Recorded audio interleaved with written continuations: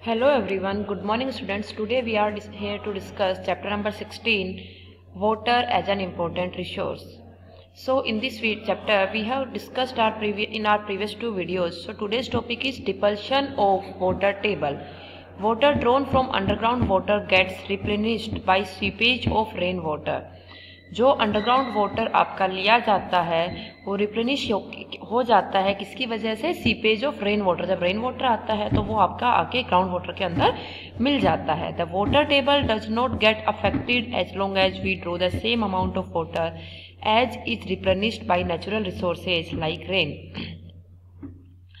Water table तब तक affect नहीं होती है जब तक कि उसके अंदर उतना ही वाटर अगर वहां से आके रिप्लेनिश हो गया रेन वाटर से, तो जितना वाटर यूज हुआ उतना ही वाटर आ गया, तो वाटर टेबल बिल्कुल भी अफेक्ट नहीं होती है।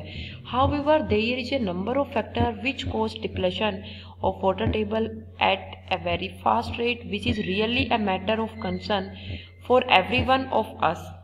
वाटर टेबल के अंदर क्या होता है बेटा? There is a number of factor which cause depletion of water table. There are so many factors जिनकी वजह से आपका वाटर टेबल में डिप्लेशन होता है, विच is really a matter of concern for every one of us, जो कि concern का मैटर है हमारी सबके लिए। कि वो फैक्टर कौन कौन से हैं?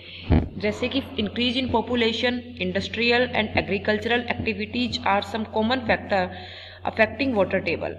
अगर हम बात करते हैं पॉपुलेशन में इंक्रीज हो रहा है, इंडस्ट्री और एग्रीकल्चरल एक्टिविटीज हैं, इन सब के वजह से आपका वाटर क्या होता है? कंज्यूम होता है, जिससे वाटर टेबल क्या होती है आपकी अफेक्ट हो सकती है।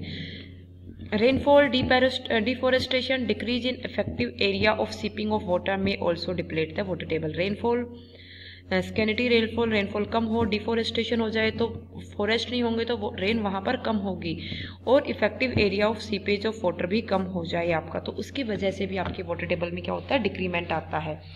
अब इन सारे पॉइंट्स को हम एक एक करके डिस्कस करते हैं कि कौन कौन से ऐसे फैक्टर है जो कि वाटर टेबल को क्या करते हैं? इफेक्ट करते हैं। So first is increasing population. As our population increases we need more water for drinking, washing, cooking and cleaning. जब हमारी पॉपुलेशन इंक्रीज हो रही है तो उसी के रेशियो में हमें ज़्यादा वाटर की नीड हो रही है, ड्रिंक करने के लिए, वॉश करने के लिए, कुकिंग और क्लीनिंग में भी। We also need more number of houses, offices, shops और रोड्स। हमें ज़्यादा number of house, office, road और शॉप्स की नीड होती है। This means more construction work and construction itself uses lots of water itself. अगर ज़्यादा पॉपुलेशन होगी तो ज़्यादा घर चाहिए होंगे, ज़्यादा घर के लिए ज़्यादा कंस्ट्रक्शन होगा और उनके अंदर वाटर का ज़्यादा यूज होगा। Most of the time it is groundwater. Beside this, there is a less open area which can seep in the rain water into the ground. जहाँ पर लेस एरिया है और जो कि आपका ग्राउंड के अंदर क्या करता है? वाटर रह जाता है। So rise in population also increases use of water. जब पॉपुलेशन में राइज होता है तो उसकी वजह से इंक्रीज वाटर के यूज में भी इंक्रीज होता है। This result in depletion of ground water level to alarmingly low levels. इसकी वजह से आपका वाटर लेवल डिक्रीज होता है।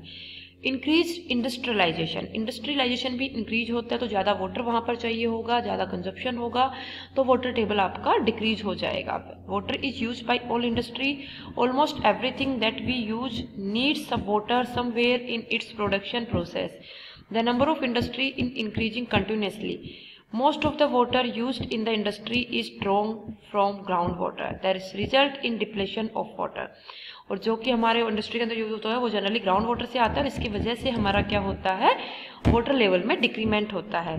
तो आज हमने तीनों चीज़ें डिस्कस करी हैं। इन तीनों टॉपिक्स को आप इनको अच्छे से डिस्कस पढ़ेंगे बेटा, लर्न करेंगे। यहीं तक का आज हम डिस्कस करते हैं। इससे आगे की चीज़ें हम नेक्स्ट वीडियो में देखेंगे। थैंक यू बच्चे, गॉड ब्लेस यू।